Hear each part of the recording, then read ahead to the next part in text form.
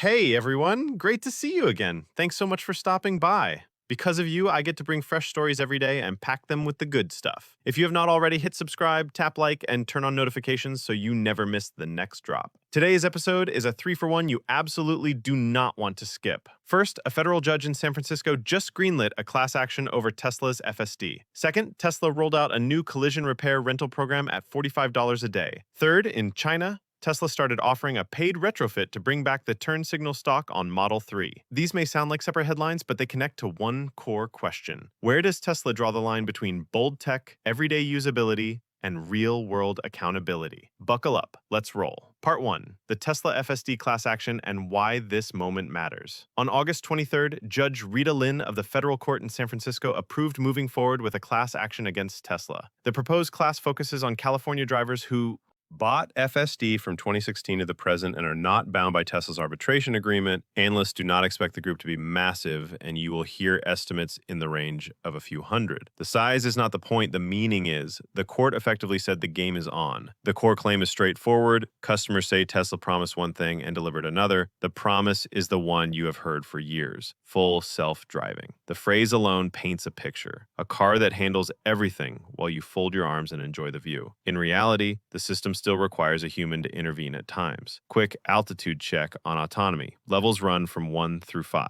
Level 5 is the dream, where the car handles all conditions with zero human involvement. Today, many observers place Tesla's FSD V13 around level 3. Unsupervised robotaxi efforts are often described as approaching level 4. Translation: it works impressively much of the time. Yet there are moments when a person still needs to step in. If you have ever driven into an unexpected situation, you know that a single surprise can make all the difference. A flashback to 2016 sits at the heart of the dispute. Elon Musk said every new Tesla shipping then had the hardware for level 5 autonomy. At that time, the platform was HW2 and the cameras were black and white. With hindsight, that was early. Think of telling a toddler taking first steps at a marathon finish is already in the bag. Judges are starting to look closely at that gap. Judge Lin highlighted two concerns that stand out. First, whether Tesla truly demonstrated reliable long-distance self-driving. Second, whether the sensor configuration was sufficient for advanced automation. Tesla's philosophy is camera first. Many rivals put heavy weight on LiDAR and radar. The question is not whose ideology wins. The question is whether the 2016 hardware set actually supported a level 5 claim. That is the live wire in this case. There's also Tesla's unusual marketing style. Traditional automakers lean on corporate boilerplate. Tesla leans on a founder's voice and sweeping vision. Mars,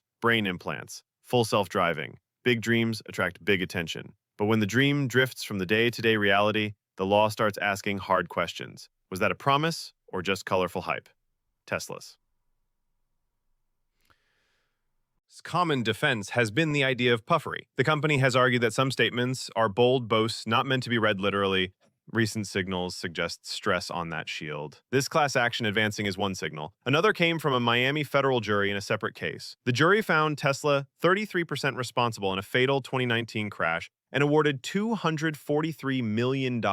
In that event, Basic Autopilot was on, and the driver reportedly looked away to pick up a dropped phone. That context gives Tesla room to appeal and fight on. One truth remains: at current tech levels, the driver must keep eyes on the road. Every automaker repeats this for a reason: add a second legal front. The California Department of Motor Vehicles has its own suit arguing that Tesla's advertising and promises misled consumers. Worst-case scenarios raise alarms about California sales exposure. And there is a third front from investors after a robotaxi launch in Austin. They cite traffic law issues and claim securities fraud tied to FSD safety.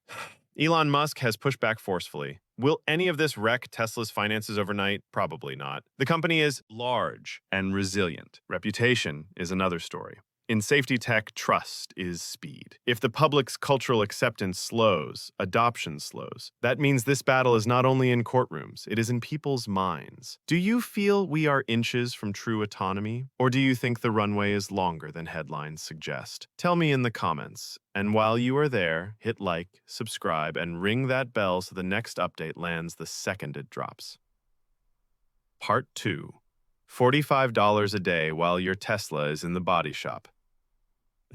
Switching gears to good news for owners, this one will put a smile on your face. Tesla launched a collision repair rental program at $45 per day. The price is nice. The perks are very Tesla. First perk, free FSD during the rental. The subscription for FSD runs $199 per month. On a daily basis, that feels like a solid bonus just to try it. Second perk, free supercharging. If you do frequent highway miles, you will feel this right away. Third perk, free tolls. Commuters who rely on paid expressways will cheer that line item. Fourth perk, no fine print. This is huge. Most promos hide a forest of conditions in tiny dot text. Tesla is calling these items free without hidden gotchas. That clarity is a message. The company is leaning hard into a cleaner customer experience. Let's think about why this matters. If your insurer sticks you in a generic gas rental, the change in feel is jarring. You go from quiet torque and app-based convenience to noise, gears, gas station trips, and unfamiliar controls. Little frictions add up to a stressful day. This program removes that break-in experience. Your car is in the shop, yet your daily life still feels like Tesla. That continuity is a form of value that is hard to quantify, but easy to appreciate. Price talk. Premium rentals get expensive fast. Here, the $45 includes the extras that normally balloon the bill. Add in the taste of FSD, free supercharging, and free tolls, and the perceived daily cost drops even more. Strategically, this is brilliant. It gives drivers who have not tried FSD a low-friction way to experience it. Human nature is simple. Once you get used to something that reduces effort, it is hard to go back. Many first-hand accounts say exactly that. Nerves on day one, then a quick slide into comfort, and a new baseline for what driving can feel like. Highway lane changes and on-ramp and off-ramp assistance are especially sticky. If a similar program arrives in your country, would it change the stress you feel during repair weeks? Drop your take in the comments. And if this segment helped, you know the drill. Like, subscribe, notifications on. That way the next Tesla update reaches you first. Third headline lands right in the middle of design and usability. When Tesla removed the turn signal stalk from Model 3 Highland and moved signaling to steering wheel buttons, reactions split. Some loved the cleaner look and adapted quickly. Others felt frustrated because the motion they learned from day one of driving school vanished overnight. Muscle memory is a powerful thing. Now, the fresh news from yesterday, in China, Tesla began offering a paid retrofit to bring back the stock on Model 3. The price is 2,499 yuan. That converts to roughly 350,000 won. Tesla says installation is included at the service center. Important detail, not every vehicle qualifies immediately. Cars built some of the paid after February 7, 2025 without a stock are first in line. Earlier builds are set to be supported later. Owners can choose to install the kit themselves, but Tesla makes it clear that any issues from a self-install are on the owner. If you want the safest, cleanest outcome, the service center is a smart path. This will remind many of the Model S and Model X yoke chapter. Tesla tried something bold, debate raged. Over time, the company offered a way back to a round wheel. The pattern is the same. Tesla experiments aggressively and the user experience renders the final verdict. Why China first? Several logical reasons. The market is massive and strategically vital. Feedback volume is huge, cycles are fast, and Shanghai sits at the center of production. In an essential market, strong demand for change can trigger a fast response. The next logical question is whether this will expand to Korea, the United States, and Europe. No official announcement yet, but if uptake is strong in China, expansion is very possible. The price point will divide opinions. Some will happily pay because convenience and safety confidence improve. Run these three stories together, and one sentence emerges. Technology sprints ahead. People want to trust it. Law and policy draw the boundary of responsibility in between. The class action asks about the gap between promise and delivery. The rental program stitches customer experience back together during a stressful moment. The stock retrofit recalibrates the balance between bold design and daily comfort.